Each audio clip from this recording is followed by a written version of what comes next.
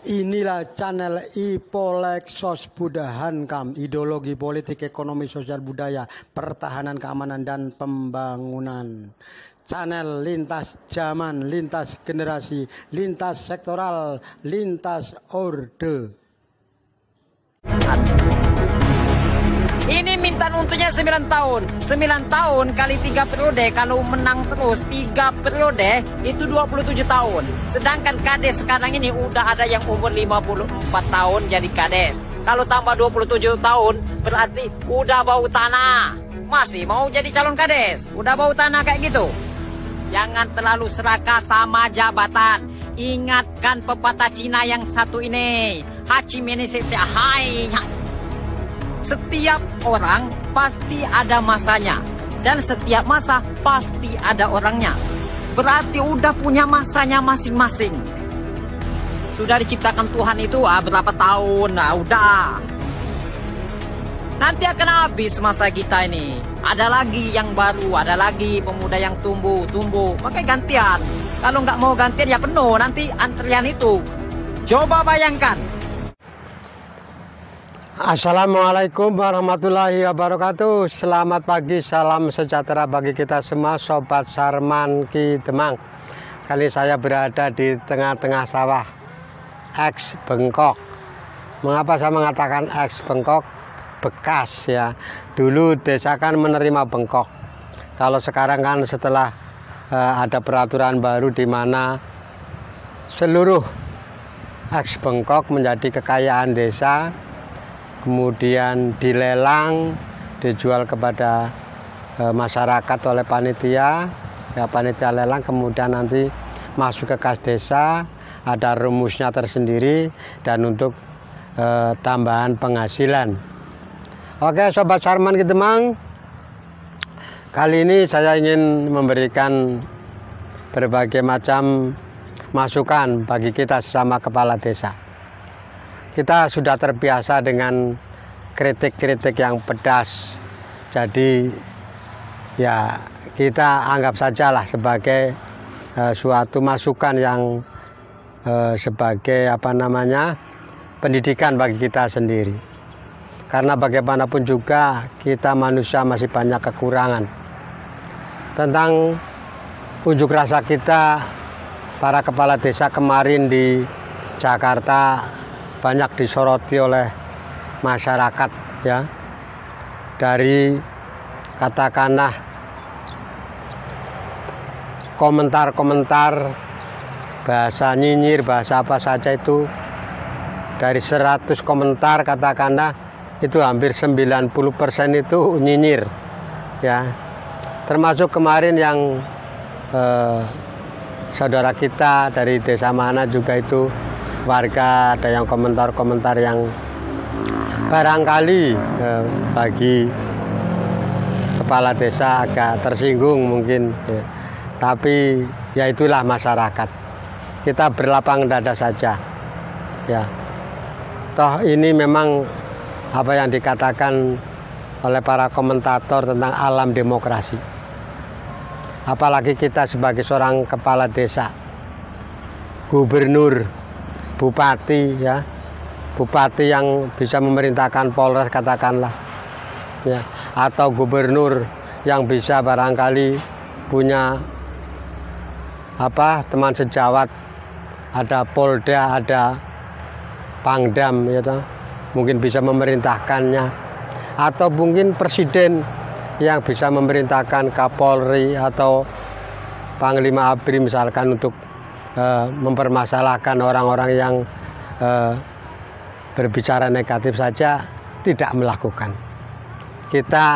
Saya sendiri tidak mempermasalahkan selama masih dalam koridor-koridor kewajaran.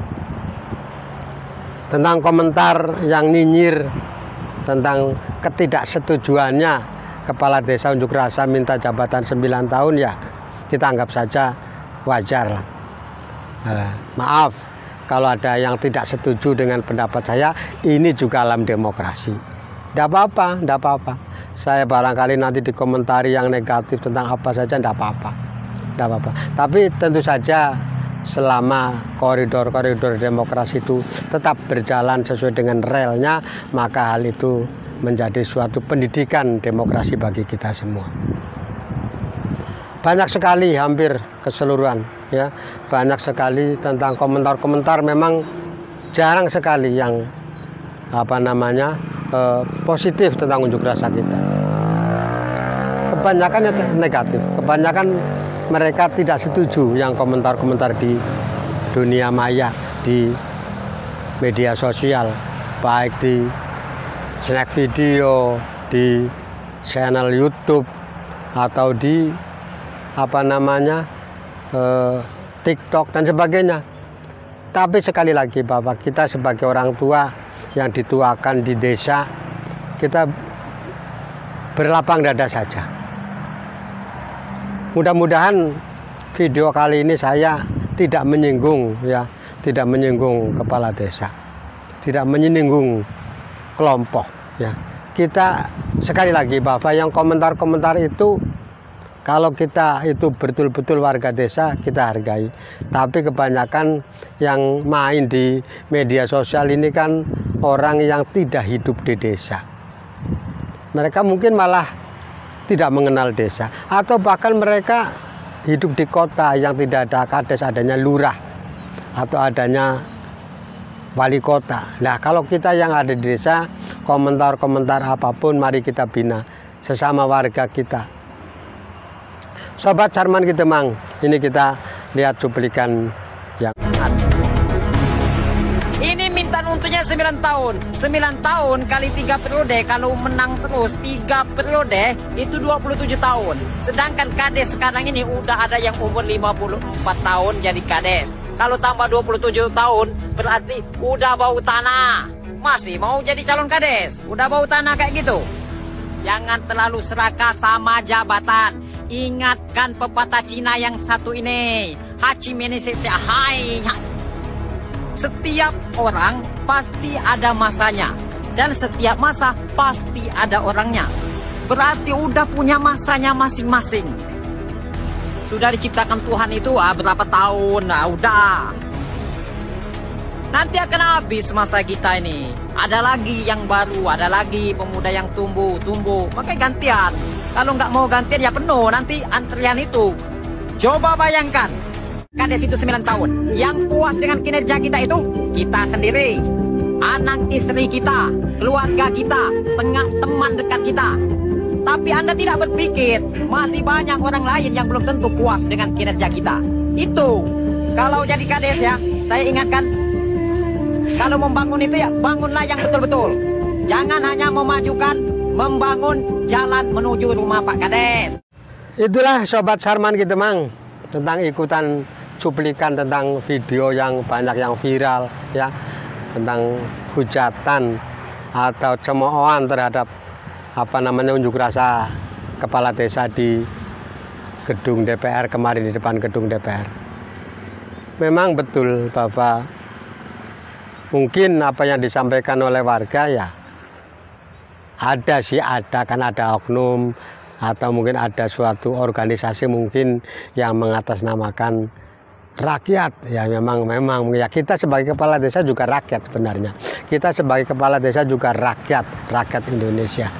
Tetapi mengatakan usulan ini atas kehendak rakyat, ya memang patut itu biasalah. Rakyat yang mana barangkali itu yang menjadi persoalan kan.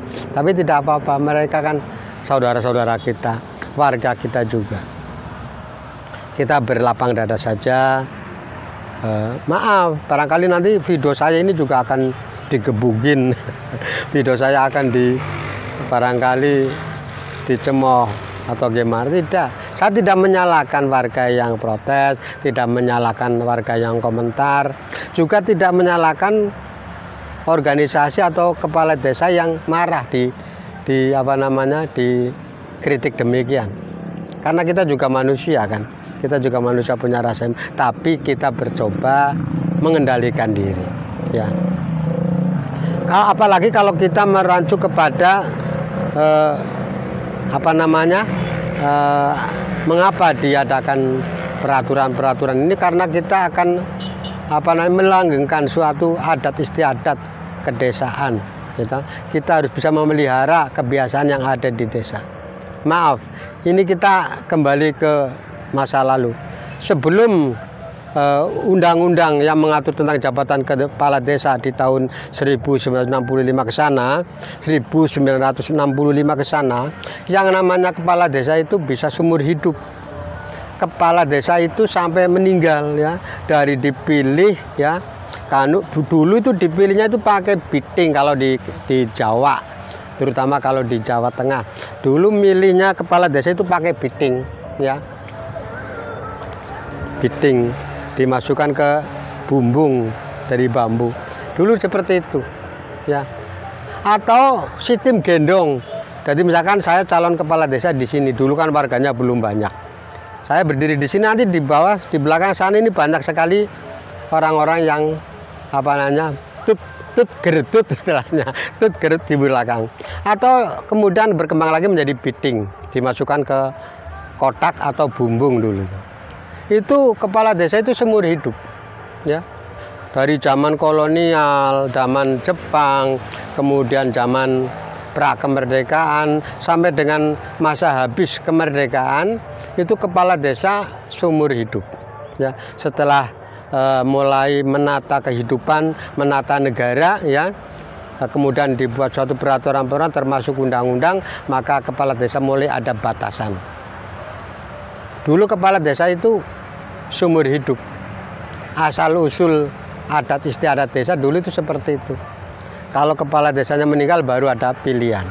Nah, setelah mulai tahun menjelang ke sini, terutama mulai tahun 1965 itulah mulai tertata tentang pilihan kades, pilkades. Walaupun di tahun 1965 itu pun pilkades ada masa 8 tahun, itu pun tidak diberlakukan ya, tetapi diperpanjang, tidak ada pilihan 8 tahun, tapi kemudian kalau akhirnya ya diperpanjang lagi karena situasional. Jadi intinya saudara-saudaraku, kita berlapang dada saja. Ya, usulan kita mengharapkan demikian, wajar, kita juga mengharapkan demikian kan. Tapi sekali lagi kalau masyarakat kita ikut-ikutan berbicara di sosial media, kita anggap sebagai masukan. Oke, Sobat Sarman Kidemang, itulah sedikit mengapa saya mengorek-ngorek ke belakang supaya kita juga saling introspeksi, supaya kita tetap mengerti, tetap menyadari bahwa kita ini menjadi panutan warga, panutan masyarakat. Alamnya kita sudah alam berbeda, alam demokrasi, di mana orang berbicara sekarang bebas ya di sosial media.